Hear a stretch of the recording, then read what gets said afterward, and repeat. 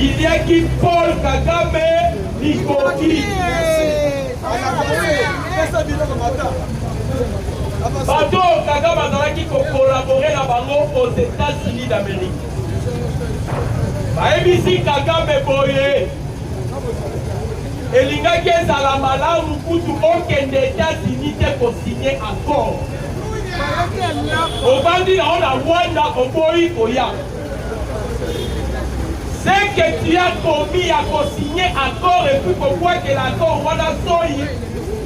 Kagame moyen to côté la yo ezate.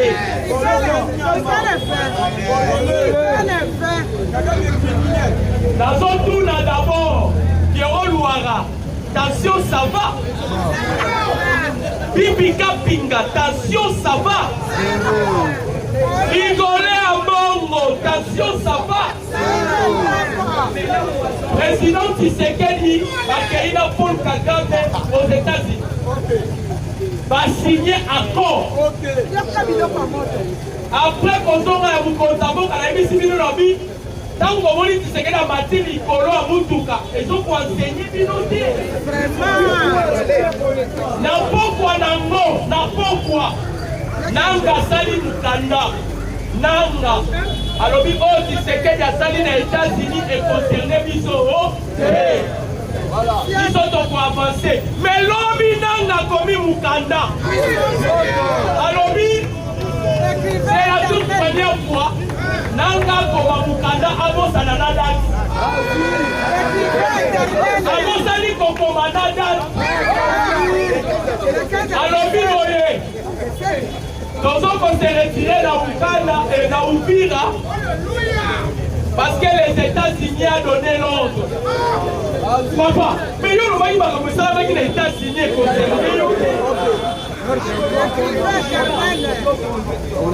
Ande ko ba Congolais. Ce qui est plus grave, les États-Unis lobby va frapper Rwanda, va exclure Rwanda dans le code suisse. Code suisse des Anini. Et ça, on peut permettre à la transaction bancaire et ça dans le pays. Donc, Ndenge va bloquer un mot, même Kagame moyen que ne soit mort la banque et ça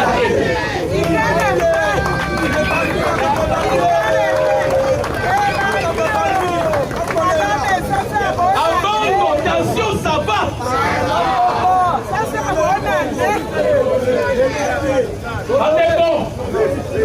Andeko ma Congolais, voilà maman, voilà maman, voilà maman. Naloba, Nasakola. Donc on a vu ce que nous sommes. Président Félix Aye, dans le pouvoir. Les chefs de l'État étaient même prêts de faire la guerre avec les Rwandais.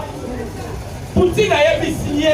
C'est ce que avant de faire la guerre avec les Rwandais, il faut la Simanayo. Est-ce que armée ça? Moi je te conseillerais de ne plus faire la guerre avec les Rwandais.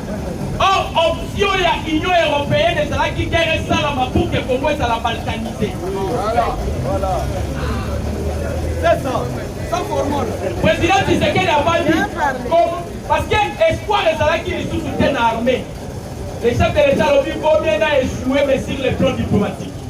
Diplomate de carrière maintenant. Et le plus gros serait Oyo Kagame Sali Nenga Kenda qui ont signé accord.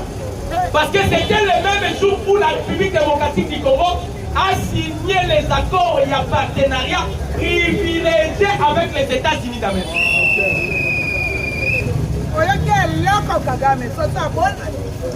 Paul Kagame a donné déjà l'ordre de la M23 va se retirer. Va se retirer quand on ouvre la terre. Voyons que l'on donne Trump à lobby. Trump à lobby, tous les forces négatives. Voyez ça dans l'Est de la République. Naba Toutou, Kagame soit Batunayo Bimanaba. Alors tous les forces négatives. Oyo nyos fait ça dans l'Est.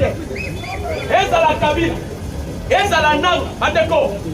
Surtout eloko mabe sani. Bolandi ici tabli lobby. Ambassadrice américaine à lobby boye. Nous allons procéder maintenant à sanction parce que lorsque un pays continue déjà va inscrire dans code SWIFT, vous êtes un pays dangereux. C'est fini pour vous. Et ça, deux pays américains vont mettre les locaux. Va mettre la Corée du Sud et va mettre la Mona dans le Sud. Mais il faut qu'il t'en ait la Rwanda. Faut battre ici à l'Obaki. On ne doit plus négocier avec Kagame. Donald Trump a lobby, il m'a tout le monde a fait si Kagame. Sauf qui Kakayo respecté à côté. Tu seras considéré le premier ennemi des États-Unis d'Amérique.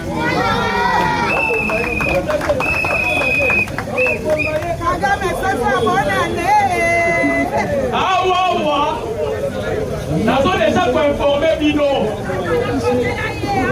Mikolo ya kamere kozala libanda eza côté. Nous avons informé Bino. Nyonso bazalaki ba complicité. Les Américains vont déjà mis.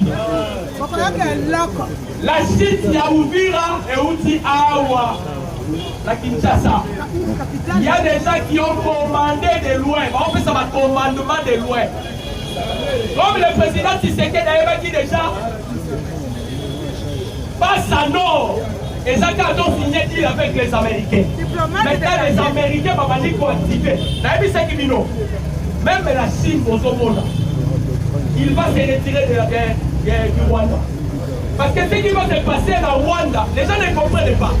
Donald Trump est le conservateur de l'extrême droite. Dans un conseiller particulier, John Bolton. John Bolton a lobby, il faut écraser ce prétexte de Paul Kagame.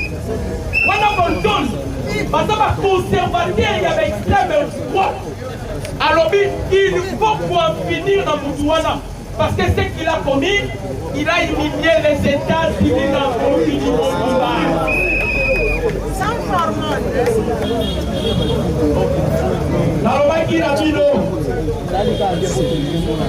Le président Tshisekedi a été dans LCI.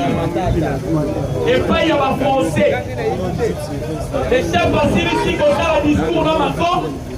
Après, pour humilier Macron, le président Tshisekedi a dit un panafricaniste à l'allié, un journaliste. ABC président Tshisekedi. Président Tshisekedi.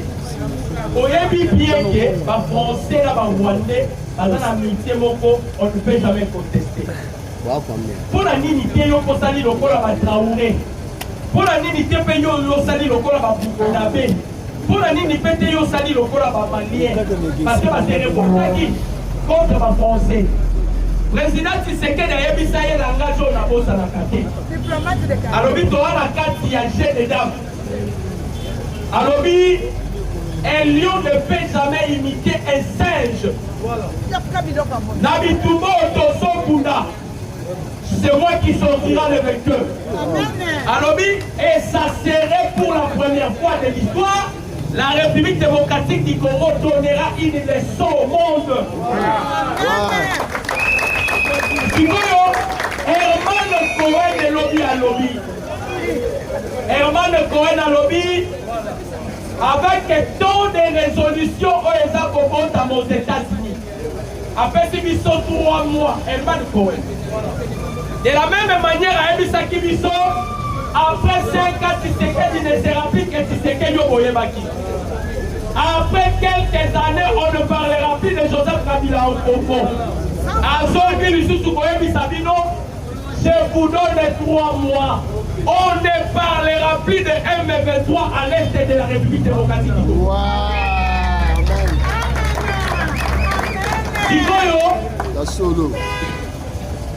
Le président Tshisekedi a contacté déjà l'armée tchadienne. L'armée tchadienne a formé par un commando dans Pisto. Par ex-FAI. Parce que dans mon Kabila, il y a 1996. Par ex-FAI, c'est belé Bakimaka. Bakima Bakena na Tchad. Bandamo Batikala Kande, Joseph Kabila Boma Bango, n'a pas musicien la Bino Boyebi. Ils ont utilisé des musiciens pour la Kogoma. Officier. Alors, bateau Makendane Basala rapport à Tchad. Qu'est-ce que le président Félix a fait? États-Unis déjà battu numéro 1, il y a Monisco. Tout cela c'est pour bloquer la France. Même les Français, Union européenne, lorsque les États-Unis décident, parce que la Canamo a dit D. Parce que les États-Unis n'exercent pas seulement les droits de veto, mais exercent la puissance naïe. Les Américains savent bien. Ceux qui le monde, et comme ils comptent les Bélabiso, parce que les Congo est là qui poulailler. Tout le monde venait piller les minéraux. Les États-Unis peuvent maintenant contrôler toutes les entités, toutes les intégrité territoriales de la République démocratique du Congo. Dans le moment où vous consamboka à Salika AR Nangola, accueilli à Koutanina Laurent Soyer. Il paraît-il pas qu'il y a qui Burundi, qu'il y a qui fait Tanzanie, ailleurs. On a une question dans son posé nan, qui on va dire que les États-Unis est allié. Mais pourquoi vous dites que c'est un biseau qui est à droite ou que ça?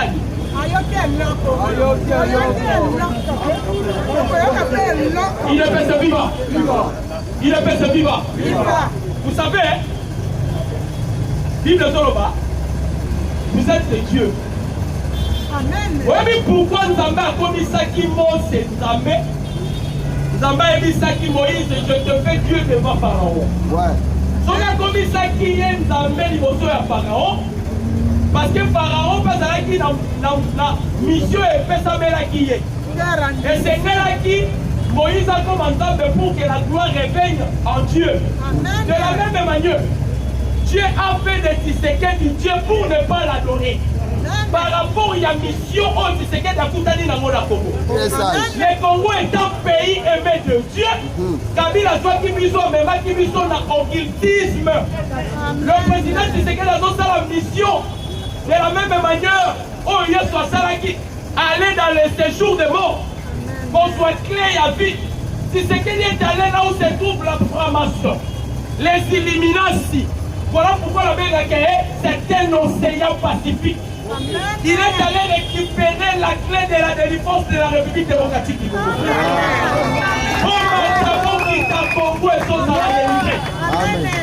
Voilà pourquoi on a mis sa kabatou. On dit Nzambé sera l'ingasale la moutoua. Patoua Mokili, Patoua Karangol, on voit la voiture. On a mis sa cabine au main de foi.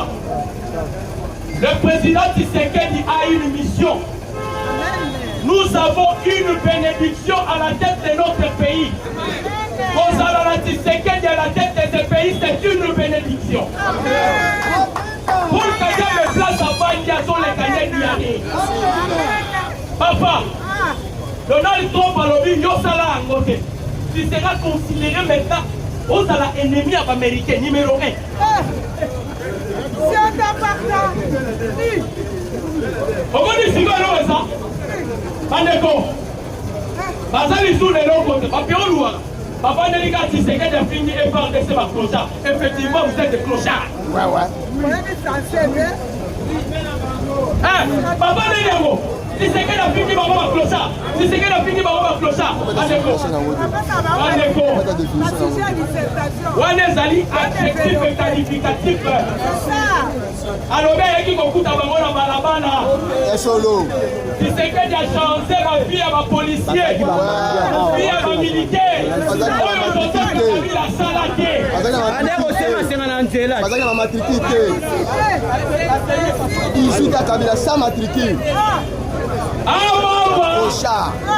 Donc il t'a signé.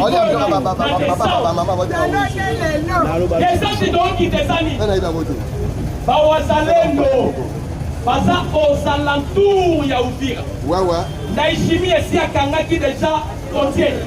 Parce que tu sais que lié mon babisa qui Naishimi et kanga. Ah, les Américains va lobby pe. Ba efe to basala nini. Sikoyo.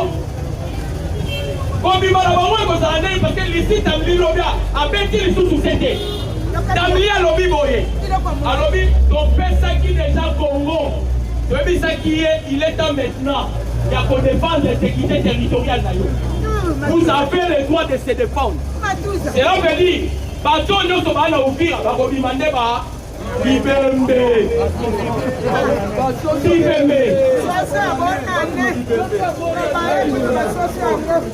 Pour réussir à détecter nos ennemis à la République démocratique. Oui. Ce qui sont ici là-bas, on va déco. Bien parlé. Là où tu as mis ça, Dieu merci déjà. La vie qui est récite. Vous serez pas plaqué. Vous soyez en bas plaqué. Sans formol. Quel récit? Dieu merci. On est en émission. La vie papa. Quel récit? Comme vous êtes sur ma matrique. La émission c'est. Quel récit? Papa, Donald Trump a donné l'ordre. Donald Trump a donné l'ordre. La lobby n'a plus nos caméras à vos caméras. Batuana, Baboudissi, Kala, et dans la Batoumouzou, la Mokilia. Quelle soit ma faiblesse, c'est pour vous dire. Pas de faux. Et dans la Batoumouzou, la Mokilia. Dès qu'on monte à Manaye, il reçoit de la faveur de Dieu, divinement. Donc, comme vous dites, si ça, on va nous dire, on l'a dit, Boulou. Et les autres ont confirmé que si c'était dans ça, il y a un també. Donc, on va dire que notre colonne a dit tout le monde. Yoboya, Kala, Kaboul, Kaboul, Kaboul, ça, il faut mal. On a eu film mort, Tinayo.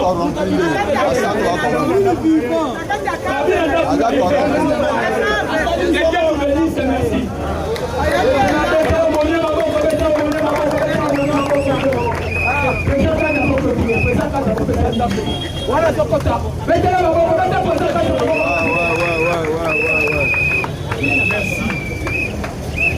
Il ne fait se vivre. Il ne fait se vivre. Il ne fait se vivre. Merci. Bonne émission. Je pense que nous avons terminé comme on a déjà été les apprêtés.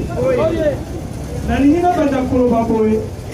Ezaka bato mususu ozamba plaça déjà na mutu. Oui. Soki si bavandi. Ata bosangani ba grande puissance ya ndenge nini. Bandoki ya lolenge nini. Bokotikala kokwesa soki moke.